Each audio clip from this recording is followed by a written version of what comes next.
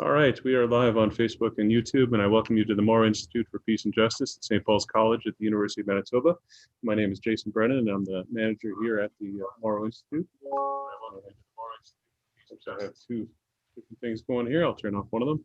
And we welcome you today for the second of our alumni lectures. We welcome Dr. Kawser Ahmed today. He has been an alumnus of our institution from 2017, and over the course of the last 3 years, he's graced our brown bag lecture table with updates and research into what's going on in Rakhine State and with the Rohingya people. And today he adds to that research by sharing and comparing and contrasting some different situations. One, of course, the Rohingya, and one in the state of the DRC. And we'll hear from him today on that topic in due course. I would like to begin, as we like to, at the University of Manitoba, to recognize that the University of Manitoba campuses are located on the original lands of the Anishinaabe, Cree, Oji-Cree, Dakota, and Dene peoples, and on the homeland of the Métis Nation. We respect the treaties that were made on these territories. We acknowledge the harms and mistakes of the past, and we dedicate ourselves to move forward in partnership with Indigenous communities in a spirit of reconciliation and collaboration. Brown Bag lectures at the Moro Institute are meant to bring together communities of scholars, but also members of the general community together to talk about issues of the day relating to peace and conflict studies. And so we're happy to do that today. Because of our late start there, I apologize. I'm gonna cut short a couple of things, but just hop right in. I will just have one opening remark that in the last week, there have been national elections that have caught the attention of people in the world. There's been one that you might have heard of in the United States.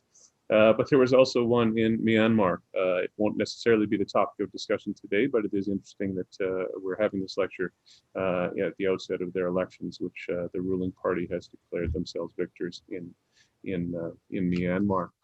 So we'll see how that goes. I am very happy to welcome my friend, Dr. Ahmed, but I'm going to ask Charlotte Enns, our director of the Moro Institute, to introduce Dr. Kawser formally, and then we will turn our attention to his lecture. Thank you very much, Jason. It's my pleasure and honor to welcome and introduce Dr. Kawser Ahmed, who is an educator and researcher in peace and conflict studies, and who has in-depth understanding of social conflict and its peaceful transformation. While serving in the UN peacekeeping operations in conflict zones, he earned experience in peace building, mediation, and transformative dialogue in resolving intergroup conflict. He developed insights in conflict by studying social resistance, terrorism, and extremism in global and local contexts.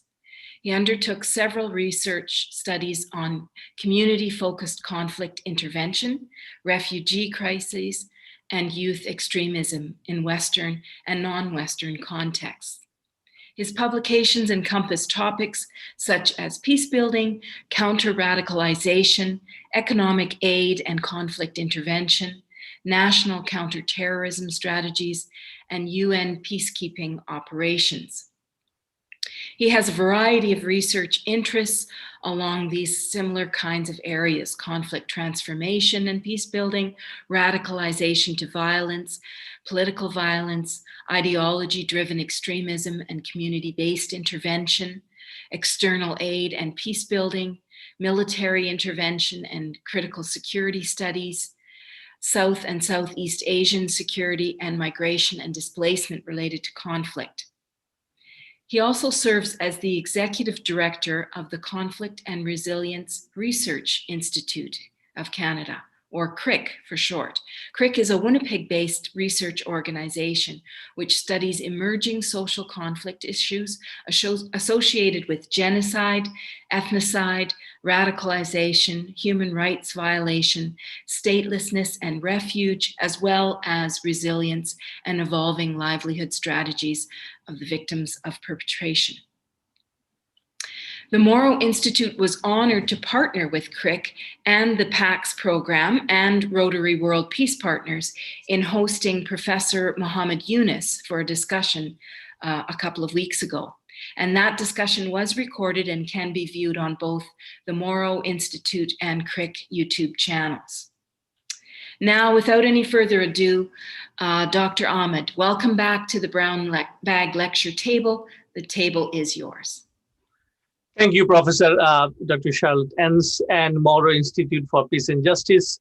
It's a distinct honor for me to speak on such occasions. I always feel very proud and connected with the Institute because I was trained here. Whatever skills I have gained today, it is the direct contribution of my supervisor, Dr. Sean Byrne and Jessica Senehi. I profoundly remember their training and the spirit they have imbued, which is what I do today. Thank you once again for the generous introduction of Conflict and Resilience Research Institute, where from I conduct the current researches. Today, what I wanted to do is, as you see from the poster, is to compare two cases, very recent and ongoing cases of genocide. And the title of the talk is, as I framed, Unwanted People, Their Citizenship Struggles, Rohingyas and Banyamulenge. So these are the two names of the communities that we are going to talk about. And I have prepared a number of slides. I shall mostly restrict my discussions on the slides and explain some of the points. And at the end, hopefully, we'll interact and clarify if you have questions. The scope of the presentation is flashed on the screen. I would like to start briefly orienting you with both the communities and how they are facing genocide cases. And I'd also talk about the differences and similarities of the cases. And we'll spend some time outlining why these are called genocides. And also, I would talk about how to prevent genocide in modern days. And finally, and very briefly, I would also like to talk about our organization, Conflict and Resilience Research Institute. So I would like to first introduce about the community called Banyamulenge in Democratic Republic of Congo. So here you see two of the slides. And before I proceed further, I just wanted to acknowledge that the issue of Banyamulenge was brought to the attention and the collaboration that fostered in the aftermath between Conflict and Resilience Research Institute Canada and International Social Studies Institute, which is located in Rotterdam University at Hague. And it is particularly kind of initiated by PhD candidate, Mr. Delphine Natonyame, and supported by Professor Helen Hinjan from the same university. So we jointly organized a 4-part e-seminar that started in October, end of October, and we organized 4 of them. And thereby we came to know the details of the Banyamulenge case. And that is why possibly today's lecture is made possible. So back to this slide. Here you see the locations, geographic locations of the Banyamulenge community. On to your left, you see the exact location. This is interpreted in French. So, but you can understand that it has an area of almost over 23,000 kilometers. And the Kivu area, as you see on the left, encircled with red marking, is where the Banyamulenge community currently is located. And also in the southern Kivu area, as you see onto the right, the yellow marking shows a little bit of expanded view of the place where the community of Banyamulenge currently lives.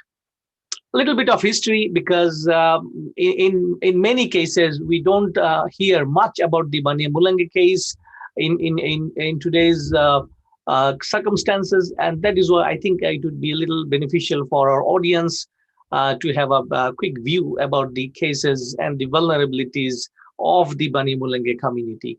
As you see on the screen, cattle herders and small community at the intersection of Fizi, Mwenge, and Uvira territories. If you go back to the slide of the map that I showed, this is where they are basically located, and originated from Burundi, Rwanda, and Tanzania and Uganda.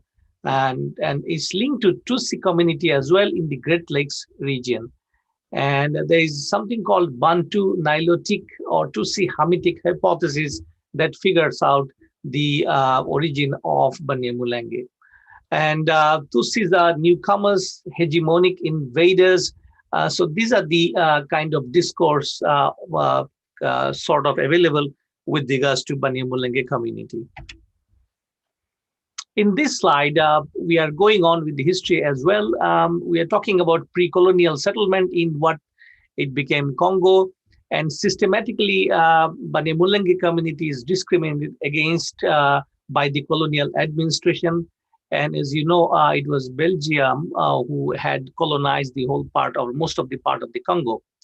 And through this colonial administration, what they did is they abolished the autonomous customary chieftains and chieftaincies of, and that is how the Banyamulenge community became locally stateless. And here's a list of other ethnic groups, as you see on the bottom of the screen, the name of the groups, and they are all live, side by side in the same area. Traditionally, Chief Mahina in 1924 is thought to be the early precursor of the Banyamulenge's presence here. And post-independence violence, Banyamulenge targeted as capitalists, and they were denied of their civic rights in 1964, 72, 81, and finally 2006 because of unstable nationality laws. And dear audience, please note this particular aspect, these nationality laws and how these are manipulated to disown a particular group of citizens within their own countries. And you will find similarities of this aspect with regards to Rohingyas as well. And also failed census to register Banyamulenge as refugees happened in 1982. In 1987, Banyamulenge candidacy rejected as dubious nationality, and they were excluded to attend Sovereign National Conference in 92-95. And finally, in Wangu Mabweni's commission resolved to expel Banyamulenge in December 1995. So through this historical description, you can see how an ethno-cultural group has been dispossessed and made unwanted in their own place. And something Mr. Delphine Netanyoma, the PhD candidate who kindly allowed me to share his slides today with you, he said double victimization. So Banyamulenge's their grounded claims served as bridge to Great Lakes countries to wage wars in Congo. And insurgencies and rebellions committed atrocities in Congo. And of course, you should remember the Rwanda Patriotic Front and Banyamulenge. There is a link, and this is what he explained. Some Banyamulenge youth joined RPF struggle and later Congo's insurgency. And some Banyamulenge military opposed Rwandan-backed RCD in 2002 as well. And Rwanda-backed insurgency sustained in that area between 2009 and 12. So with regards to prior vulnerability as an ethnic group, and it is also coupled with the insurgencies and their perceived participation in the violence made them double victim. And here I just wanted to summarize about the case of Banyamulenge, their location, and how they ended up being unwanted in their own territory. So as I said before, they live in Eastern Congo, in South Kivu, and the differences that has been brought forward by the people around is the term they call autochthonous, means indigenous. So Banyamulenges are not considered to be indigenous. They are considered to be intruders coming from outside.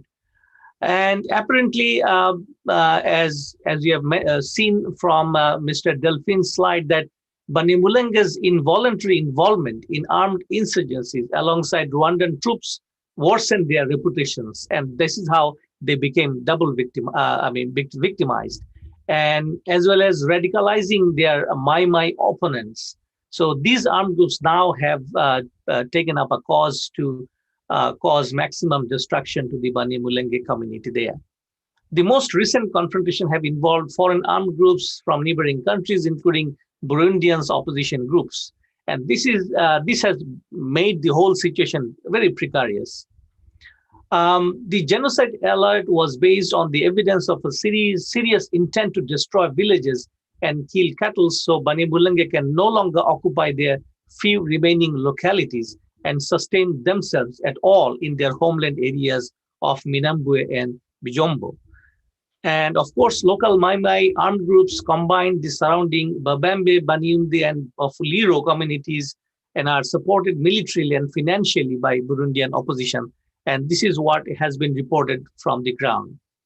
And regular and systematic attacks on the Banyamulenge are justified by calling these citizens invaders and accusing of them being outsiders. And between October 2018 and May 2019, narratives emerge in media and on social media that seem to presage a rapid movement towards a real risk of genocide. So this is in general the situation going on against the people of Banyamulenge in South Kivu. I would end this part of the case on Banyamulenge just highlighting the aspect that there is an ongoing United Nations peacekeeping mission there. And as you see from the slides, this is one of the largest UN peacekeeping field mission going on with over 19,453 military personnel. And if you can locate the locations of various aspects of this peacekeeping operation, you can see they are spread over many places. And once you can go to the mandate webpage of the United Nations mission in Congo, which is in short called MONUSCO, you will find that one of the mandate is to protect civilians. And this is what we realized in our 4-part e-seminar, that possibly United Nations mission is not equipped to protect Banyamulenges as it is expected. Now let's switch to Rohingya crisis at a glance. And in a previous brown bag lecture, we presented the initial stage of the genocide and the displacement. Today, I just intend to brief you about the updates about the crisis and what we are actually doing about it. So just a brief background again. Myanmar is the most multicultural nation in the Southeast Asia, and it hosts more than 135 ethnocultural groups. Unfortunately, Rohingyas are not one of them listed and acknowledged by the state. So it is second largest ethnic minority. And if you follow my mouse, I'm not sure if it is visible there, but this is where is the Rakhine state of Myanmar, and which is bordering Bangladesh here, as you see the southeastern part of Bangladesh, and here it is India. So Rakhine state is located along these dotted lines, and mostly Rohingyas were located in the northwestern part of the Rakhine state within Myanmar. Rohingyas became officially stateless in 1982 with the change of constitution. And within a span of last 50 years, we noticed 3 major exodus happened started from 1978, 1990 to 93, and finally 2017, August 25th. As of today, 1.3 million Rohingyas are living in Bangladesh, southeastern part of Bangladesh. Again, as you see my mouse here, so pointer here. So they are living in the southeastern part in refugee camps. And in an estimate, roughly another million has been dispersed in 7 countries within Asia, within the continent of Asia. And inside Rakhine, there are as good as 600,000 of them are passing their days in a very hostile situation inside the IDPs, internally displaced camps. And but to a certain extent, reports from Médecins Sans Frontières and satellite images captured by the researchers shows that most of the villages that the Rohingyas left or ousted from have been demolished, and there is no a visible marker of the original villages where they can go back. At present, with Bangladesh, China, and UNHCR, there are a number of bi- and trilateral treaties are in place geared towards the repatriation of Rohingyas from Bangladesh. On the ground of accountability, something happened in the month of January this year, which is significant in terms of genocide and its trial. As you see, International Court of Justice just passed an interim provisions to stop genocide. And as you see on the in the right-hand side of the slide, Aung San Suu Kyi, the Nobel Peace Laureate and de facto leader of Myanmar, was presenting on behalf of Myanmar to disprove the case of genocide. And what International Court of Justice actually proclaimed is, as I said, it's a provisional order, but it is serving as a political catalyst for action for Rohingya activists as well as Rohingya crisis observers like us. And it ordered Myanmar not only to protect the Rohingyas against persecution, but also ordered Myanmar to preserve any evidence. And this is how Myanmar has directly been brought into the action. But with Myanmar pushing for the problems to be dealt internally, as every state wants to deal with it, international prosecution would only occur if the state itself was found to be instrumental in a genocide.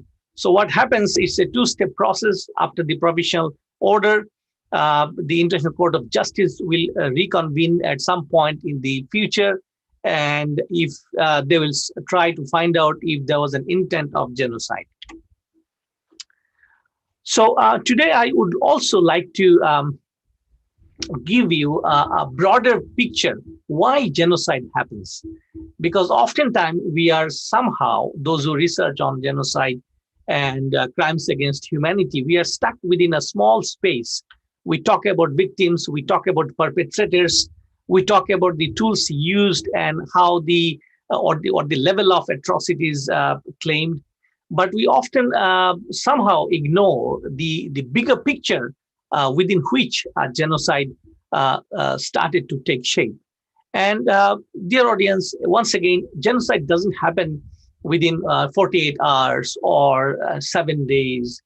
It takes place over a period of time, slowly, and often unnoticed, often unrecognized, and often unacknowledged.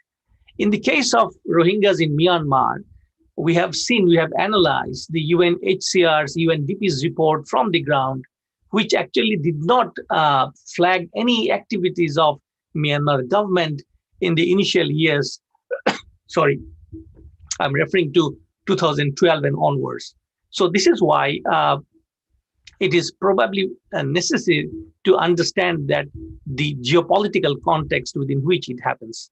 For the case of Rohingyas, China's Belt and Road Initiative, and I'm not elaborating much on this whole aspect because it entails a long discussion about the Belt and Road Initiative, but just so that you know, it's a huge initiative, strategic initiative that China unveiled in 2013, under which it wants to build and in fact revamp its Silk Road, its historic Silk Road, connecting most of the Central Asian nations and eventually reaching Venice and going over a number of European states.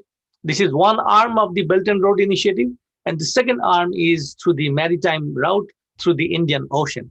So when China unfolded its strategic plan in 2013, we have realized that Myanmar plays a key hub within this whole initiative. And there is an economic power play involved in Myanmar, and mostly by India, China, and Japan. And I'll show you in details what they're doing at this period of time. And possibly this is one of the reasons that the Rohingya genocide, and their expulsion from the land was expedited. In the meantime, it is also understandable that business as usual goes on. And because of the geopolitical context, in many cases, I'm sorry. I'm sorry. Pardon my throat. So what I was trying to explain here is that business as usual goes on because of the geopolitical realities, and the involvement of big powers actually inhibit the intervention by international communities and the United Nations. For example, as the genocide is ongoing in Myanmar, we still have a Canadian mining company operating in Myanmar. Of course, the economic liberalization and the availability of enormous natural resources in Myanmar might have played some role in the expulsion of Rohingyas in 2017. Another important aspect with regards to Rohingyas in Rakhine, in general, and in a bigger perspective in Myanmar, is that Myanmar is suffering from ethnic armed insurgencies since its inception in 1948.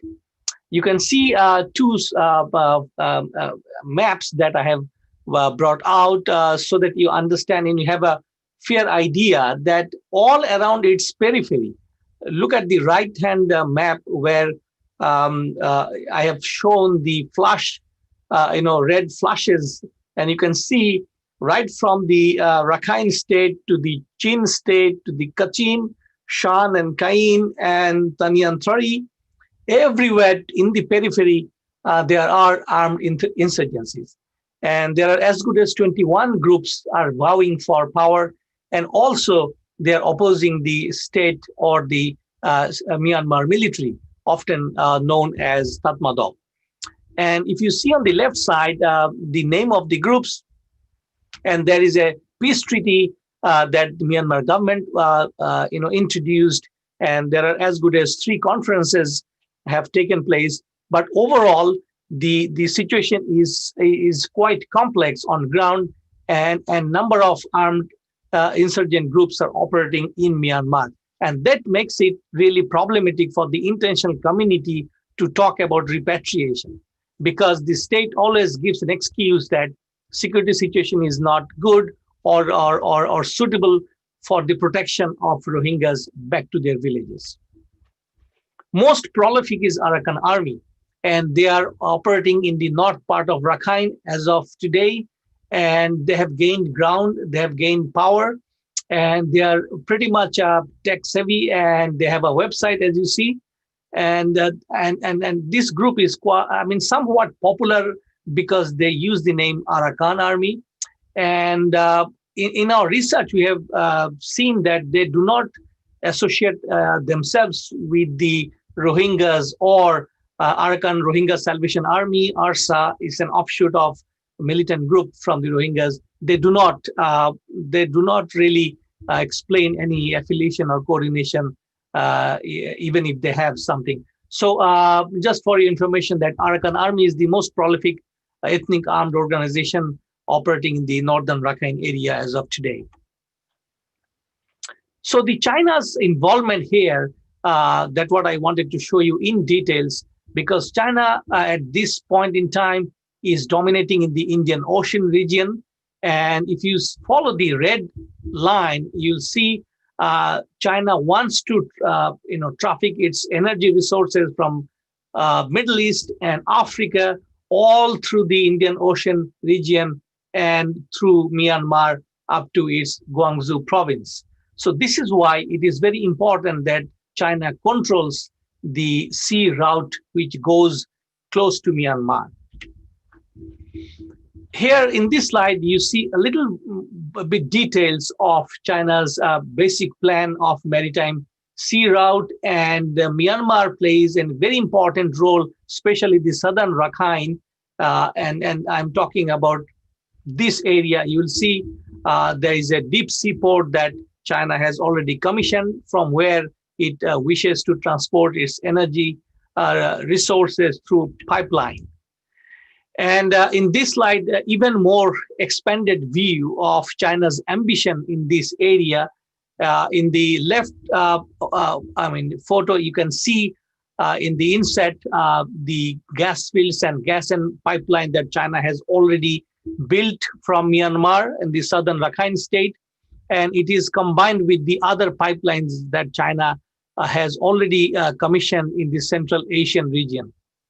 And to the right, it is again more detailed view of the railway line and the gas and pipeline that China, as per our report, it is almost done and is ready to transport.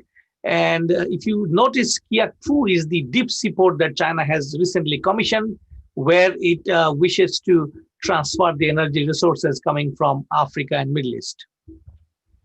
India. So as you understand from my initial discussion, that India is one of the regional powers in this area, and India is also not sitting tight. It has commissioned its Kaladan multimodal transportation project. What it wishes to do is, from its Calcutta port, as you see here onto the left-hand side, and if you follow the blue line, it wants to transport its goods up to here in Sitwe and then transport it using the river Kaladan. And that is why the name of the project. And this whole Kaladan river flows through the Rakhine, northern Rakhine state.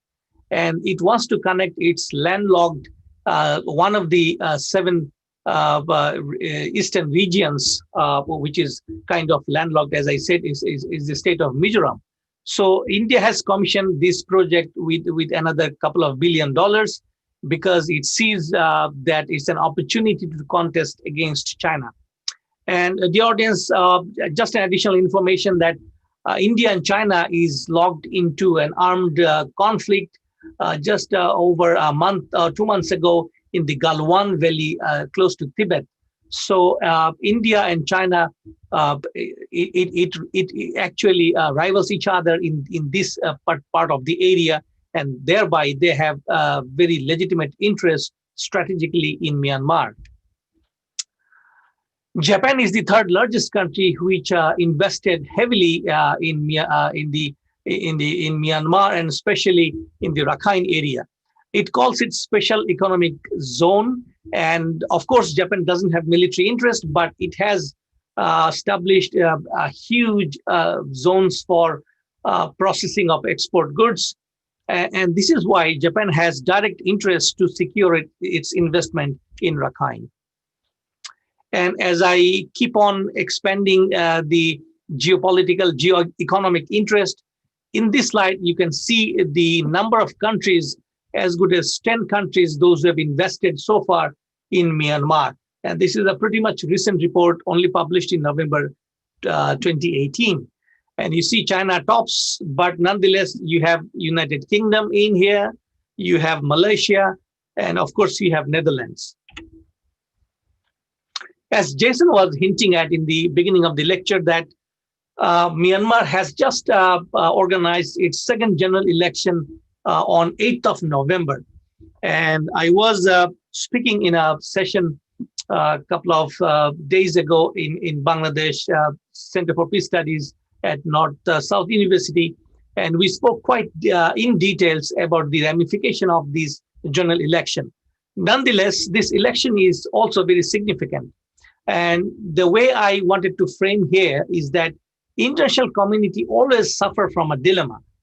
And actually, there are 3 dilemmas. One is liberal versus illiberal democracy, because we typically understand liberal democracy, but somewhat we don't understand what is illiberal democracy. And at some point, it seems that we have to really balance between these 2 sides of the democracy. Also, from the Western side, we also have to weigh between stability versus anarchy. And also, last but not the least, development versus underdevelopment. Myanmar is a classic case in this point, because at one point, European Union and others has given a green light of the election, but we all know that coming to the power of National League of Democracy, which is the largest political party and owned the majority in the last election, will not make much changes, because it was, of course, since 1915, NLD was in power. But nonetheless, in this slide, dear audience, have a look onto the 6 major political parties that participated in this election, and NLD became or achieved the majority in terms of parliament. Just so that you know, by constitution in the parliament, the military, Myanmar military reserves 25% of seats. So effectively, even if you have majority in the parliament, you cannot bring any changes with regards to without changing the constitution. So this is what is the problem with regards to Myanmar from the external side, because on one hand, we want to see the transition to democracy and the democracy gaining ground in Myanmar. And on the other hand, we have to deal with the major issues of genocide and crimes against humanity. So in this slide, I will quickly tell you that there are similarities of both the cases that I spoke today, Banyamulenge and Rohingyas, because both of them started on the heels of decolonization. In Myanmar, the British went off, and in Congo, the Belgium. Then state persecution of ethnic minorities are absolutely a common feature in both the cases. Majority versus minority polarization happened again in both the cases. And of course, systemic oppression by the states tantamount to genocide, because always genocide has an intention. And we see in both the cases, there is an intention of destroying a particular ethnocultural group. Displacement, rape, and assault were used as a tool of or tactics to threaten and expel the population from the places. And dehumanization through the hate speech was very much available in both the cases. And finally, I think lack of will of regional powers to intervene is also very much noticeable here. In the case of Myanmar, ASEAN is the regional grouping that did not intervene so far. And of course, in the Congo, the African Union, we have not seen any activities or initiative to deal with the situation. And of course, always you will find that internal security situation in both the cases are complex. And this is also used by the states to justify their heavy-handed security operations in those areas. In this slide, you see the differences of these cases. In the Myanmar case, we find a very active involvement of the Buddhist radical groups, which is called Mabatha, faith groups. But in the case of Banyamulenge, we don't see much. In the case of Rohingyas, the deliberate involvement of state military, but in the case of Banyamulenge is not that deliberate. In the case of Banyamulenges, we see United Nations is present on the ground with a fixed mandate, but in the case of Myanmar is not. Ethnic armed insurgency is in a much smaller scale in Banyamulenge case, whereas in Rohingya case, it is much more bigger in size and intensity. And Rohingyas were much integrated in Myanmar since 1948 as a minority, and even they contested in the parliamentary election until 2015. In the cases of Banyamulenge, we don't see much of integration in the political landscape of Congo. And of course, Chinese involvement is not there in the case of Banyamulenge, whereas in the Rohingya crisis, Chinese involvement is huge. And of course, there is no Nobel Peace Laureate that could have internationalized the issue as it happened with the Rohingya case. So these are in general my discussions on both the cases with some details so that you understand the broader framework under which genocide has been perpetrated. Now I'll briefly talk about what does it take to prevent genocide, or if it is happening, to stop it. Very simply, absolutely in a simple terms, it takes tools and willingness. If these two are combined, then possibly something can be done. Just refresh your memories of the 1948 Genocide Convention. And I intentionally brought it up today for information because you see in Article 2, not 1, in Article 2, the group led by Mr. Lemkin highlighted 5 reasons of genocide: killing members of the group, causing bodily harm, deliberately inflicting conditions on one group, imposing measures to prevent birth, and forcibly transferring children. So these are the reasons for identifying a genocide. But look and read Article 1. And it says the contracting parties confirmed in 1948, or afterwards those who signed the convention, that if genocide, whether committed in time of peace or in time of war, is a crime under international law, which they undertake to prevent and to punish. And this is phenomenal, that if, according to Article 2, genocide is acknowledged, then go back to Article 1, it is moral obligation to prevent and to punish the perpetrator so that it doesn't happen again. And of course, Article 3 talks about genocide, conspiracy to commit genocide, direct and public incitement, attempt to commit, and complicity. And hopefully ICJ is considering all these things, but nonetheless, these are very much prevalent in the cases of Banyamulenge and Rohingyas. One of the last tools I would like to share with you is responsibility to protect. It's interesting to note that R2P was generated from Canada. And this is a Canadian signature protocol that has been adopted by the United Nations. However, the cornerstone of the problem is a balance between state sovereignty and humanitarian intervention. So it goes back to the 1648 Treaty of Westphalia, when the state or nation states were created and given the ultimate sovereignty to decide and control its citizens' fate. But in 1948, we came up with the Universal Declaration of the Human Rights, and where we secured that whatever happens, the ultimate goal is to protect the human rights of people, not the state. And in 2000, the International Commission on Intervention and State Sovereignty was created, because within this period, we have witnessed Rwanda, Balkans, Cambodia, Somalia, all genocide cases. And possibly this led to the discussion and creation of the commission in 2000. Because at that time, the people are talking about the point that state must not have the last say about its sovereignty when it compromises the security of its people. In 2005, at the UN World Summit, the General Assembly endorsed the responsibility to protect, but it said, of course, case-to-case basis. Mind you, dear audience, it is UN General Assembly, not UN Security Council.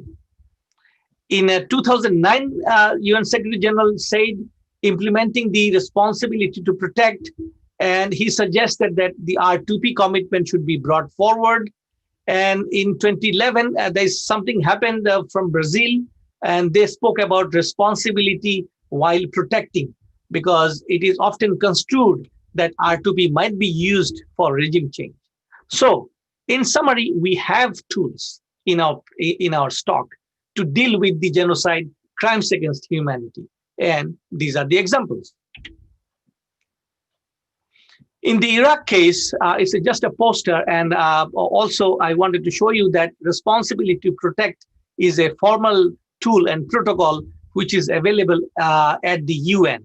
But there are 5, what they call in case of Iraq war, what they did is they said 5 prudential criteria for possible intervention. And this is important because I wanted to tell you that in order to stop genocide at this point, what you need. So look to the cases of Iraq. It says if atrocities justify a military response, the response has a primarily humanitarian motive. No lesser response is likely to be effective, and response is proportional to the threat. And finally, intervention will be effective, doing more good than harm. If these 5 criteria are met, Of course, intervention to stop further genocide is justified under international protocol. I think last slide here is why never again is a redundant and quote unquote feel good idea. Because I think victimhood is always or sometimes measured in terms of quantity. If large number of people are not victim, then international community possibly do not feel like to consider it as a point of intervention. If major outbreak and hostilities disrupting world peace doesn't take place, possibly international community do not feel like to intervene. If geopolitics and geoeconomics of the area where from the people are evicted is paramount, then possibly international community would not intervene. Major powers, I'm talking about UN Security Council members, permanent Security Council members, if they're unwilling, then intervention will not occur. If we think that state sovereignty is supreme and inviolable, then you cannot possibly intervene to stop genocide. International Court of Justice and International Criminal Court, they do work in terms of bringing state and people accountable, those who are committing or have committed war crime and genocide. But dear audience, it takes years and years, 30, 40 years. Think about Cambodian war crime tribunal, how long it took.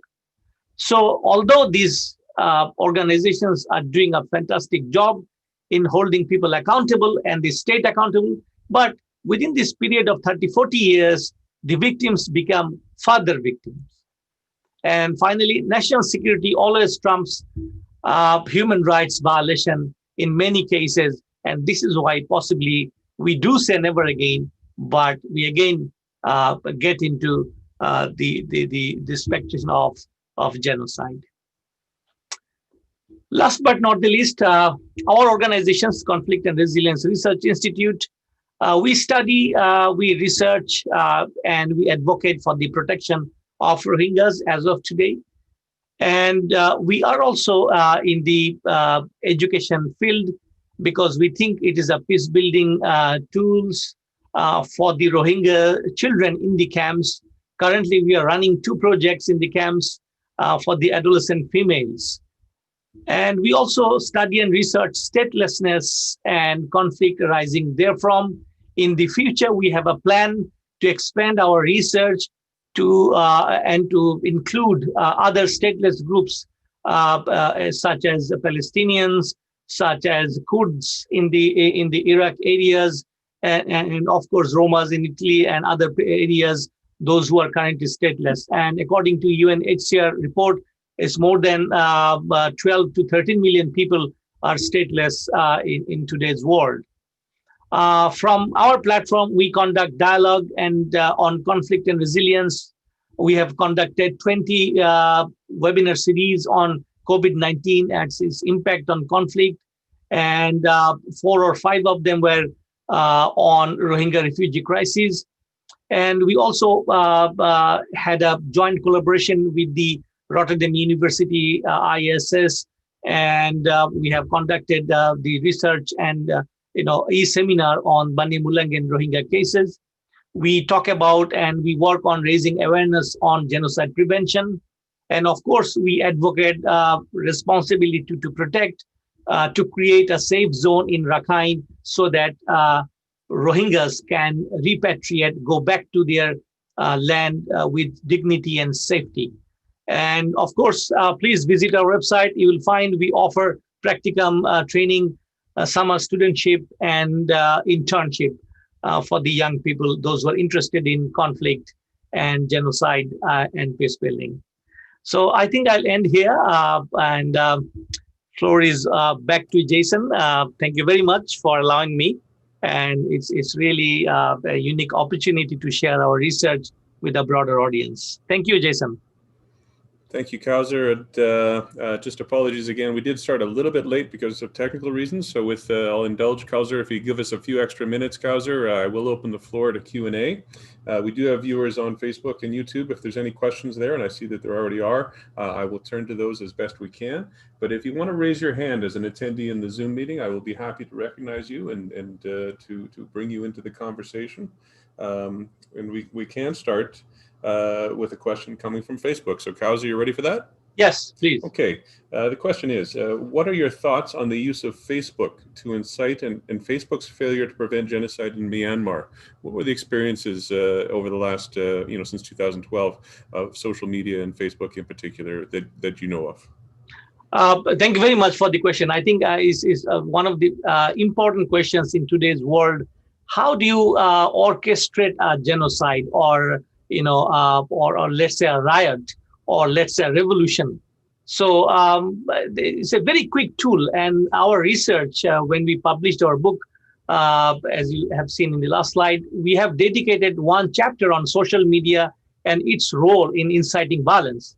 And particularly for the case of Rohingya, genocide and their persecution in 2012, if you remember, some of you might, there was a riot in the city of Sitwe, in the southern Rakhine state, and the whole riot actually was organized. I mean, the news of the riot and rumors were spread through Facebook and WhatsApp. And just because of rumor, over 600 Rohingya Muslims lost their lives, and hundreds and thousands of businesses of Rohingya Muslims in all those small townships were burnt down, because the rumor was a Rohingya young male has raped a Buddhist young female. So this is the actual message that first popped out in the social media account. And on the one side, the Buddhists and in that area rallied their people and mobilized them against the Rohingyas. And why 2012? Because if you also recall, in 2010, the year 2010, there was an election, but not as good as 2015 or 2020, but still there was an election. And there was a transition from pure military autocracy to institutional democracy, or whatever you may frame the term. And at that time, Myanmar was opening up its spaces. I mean, both in terms of internet and, of course, its physical spaces from the external world. And at that time, the Facebook came in, internet came in, and people from Myanmar, they always understood internet as Facebook. So there was no differences between these two things.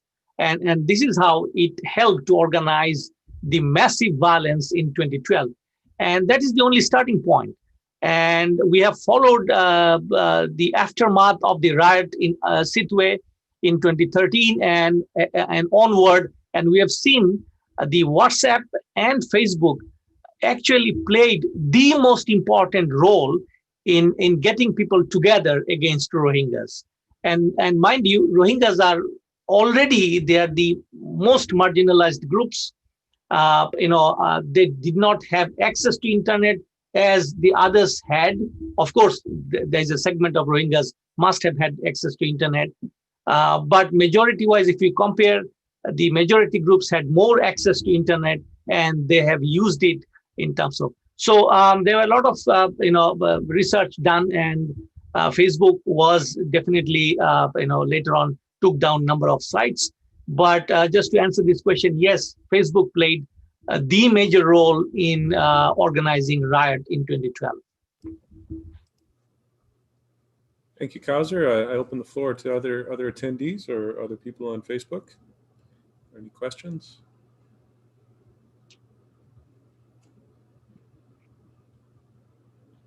Seeing none at the moment. I have one myself, Kawser. We talk about these elections and the election that just happened in 2020 and 2015.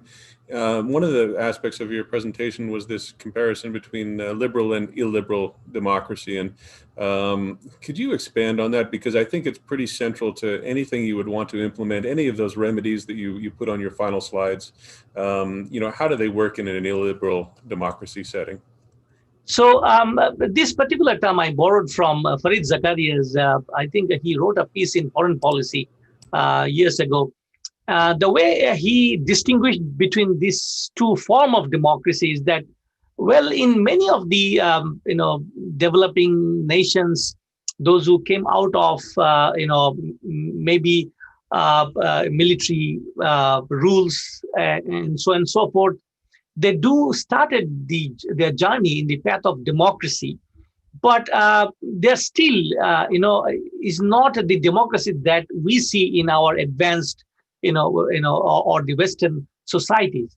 So he kind of coined this term illiberal democracy in a sense that, well, there is an election, of course, as a first step towards, transitioning to democracy, because in a military ruled situation, you do not have any election, or the staged election at the most.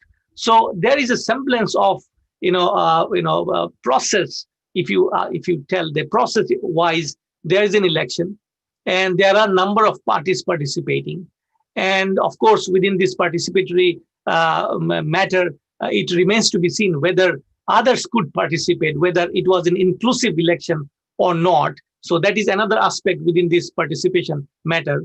But nonetheless, you see a number of parties having their offices, banners, and legitimacy participated. And one of the party got majority, and their leader eventually took over the state. So the process seems fine, working. But at the back of this process, something is not working, and which is the institutions of democracies are not functioning, or this is not there at all. And this is what I meant in terms of Myanmar, because since 2015, the first open election where NLD, led by Aung San Suu Kyi, came into power. So we all expected that she would do, or she would at least try to, or attempt to establish the democratic institutions. For example, election, free and fair election commission, and the inclusion or inclusivity of other groups in the election process, which is not seen in the case of 2020. We all know that in 2020 election, under the same leadership, Rohingyas could not participate. But in 2015, there were Rohingyas allowed to participate in the election. But in 2020, it is absolutely no Rohingyas or no parties from Rohingyas. And also in 2020, we have reports coming out from Myanmar that a number of ethnic minority groups could not participate. And of course, the Rakhine, state of Rakhine, the Election Commission of Myanmar canceled number of voting stations because the security situation was not good. So this is the things that I kind of tell them, identify as the acts of illiberal democrats, because at that point, the institution does not function as we expect, as we see here functions. Thank you, Kawser. Dr. Adams, I'm going to promote you to panelist if you'd like to hop in, and you have your hand up, and then there's another question in the chat as well. Dr. Adams, I think you have to say yes or did we lose him? No, I'm here. There we are. I just don't have my camera for some reason working, but no worries. Anyway, we can I'm dressed properly in this photograph. So thanks very much, Kawser.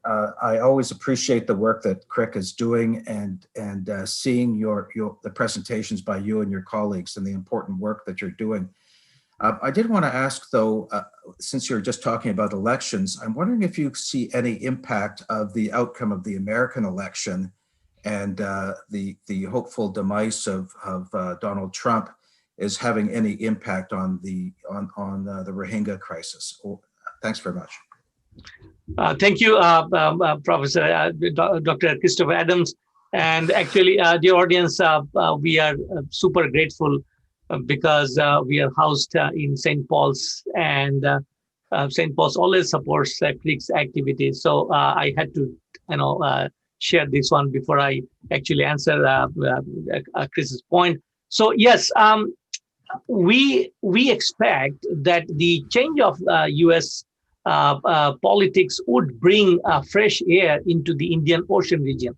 But Chris, I would like to explain the possible ramification of U.S. election in two ways. First, I would like to see that the new U.S. administration engages in the Indian Ocean region actively, because over the past 4 years during the Trump regime, we have not seen any involvement of Americans in the whole area itself.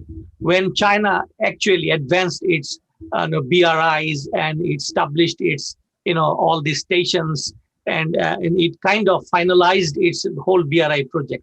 So in terms of engaging China in the Indian Ocean region, I would like to see and hope that America takes it seriously and re-engages itself in this area. And secondly, Chris, I would like to see Americans re-evaluate their posture in Myanmar, because if you remember, Chris, in 2015, Barack Obama's administration, when Suki came into power with landslide victory like this year, Barack Obama's administration rushed in, I use the word rushed in, and took all these sanctions off very rapidly within a span of 6 to 8 months. And what happened through this lifting of sanctions, because as you know, in Myanmar, there are number of military-backed companies, multinational corporations are operating. They again started operating, and as a result, it is all about military. Back to this same scene. So I would like to tell my American friends that please re-engage with a caution, because American engagement in Myanmar only for geopolitical reason is not enough, because what is going to unfold in next couple of years in Myanmar, we have a fair idea. Rohingya crisis is not going to be resolved. No Rohingyas will be repatriated. That is our fair assumption as a researcher under the current situation. So this is why we'd like to tell our American friends that please re-engage because of the Chinese influence in Indian Ocean region. But when you think about Myanmar and sanctions and support, please think twice. How do you want to do that? Thank you. Thanks very much, Kawser. Thank you, Kawser. And would you have one other question? Maybe it'll be our last question of the day. And, in South Asia, we're familiar with the concept of caste system. And so the question is that playing a role at all in their marginalization and in the history of what's gone on in that part of the world? In Myanmar, no. In Myanmar, in India, we have a caste system, as we all know. But in Myanmar, actually, the majority are Bamar, and they follow Theravada tradition of Buddhism. So in Theravada tradition of Buddhism, I'm not going into that details, but the strict caste system is not there. What is prevailing in Myanmar, and which kind of caused a lot of problem with regards to Rohingyas being persecuted, is a radical wing of the Buddhist community led by Ashin Virathu, and their initial name of the movement was Mabatha, and it is purely construed on the idea or perception of saving race and their nation. So a part of that, extreme radical right group within the Buddhist community, they created a huge, atmosphere of propaganda, and that acted against Rohingyas. And in fact, Rohingyas particularly, but in general, against all Muslims in Myanmar. So this is what happened. But caste system is not actually there. And last but not the least, I would like to say that in Myanmar, the ethnic minorities are quite large a group, around 30% of total population. And as you have, if you can recall the maps and all, they are mostly living in the periphery of the countries, of the country. So mere being there, they're already isolated. And this is how, through the constitutional changes and the military rule from 1962, they have been persecuted. But in the overall makeup of the genocide and the armed conflict, whatever you see there, caste system has nothing to do. Thank you. Excellent. Thank you, Kawser. We'll bring it to a close now, but I just want to thank you again. We're happy that we were able to record this. We're happy we had some viewers on Facebook and YouTube Live, because you've given lectures in the past that are just so dense and so rich with an understanding of all the steps that take to get us to today. And we didn't record those ones, but this one's recorded, so that's great. Dr. Enns, if you can, I'll just ask you to bring us to a close today, and I thank all of our attendees and viewers. Thanks, Jason, and thank you so much, Kawser, Dr. Ahmed. We really appreciate your time, your expertise, and the amazing insights that you bring to these stories and situations that affect so many people. And we thank you for your work, and we thank you for sharing it with us today. Thank you very much. Thank you. It is a real pleasure. Thank you so much, Professor Enns. Thank you, my friend, Dr. Ahmed. We'll bring it to a close, and join us next week. Bob Christmas will be another alumnus coming to do another brown bag lecture next Friday at 11:30 at the Morrow Institute. Thanks, Kawser. Thank you so much. Bye-bye. Take care, everyone. Bye-bye. Thanks, everyone.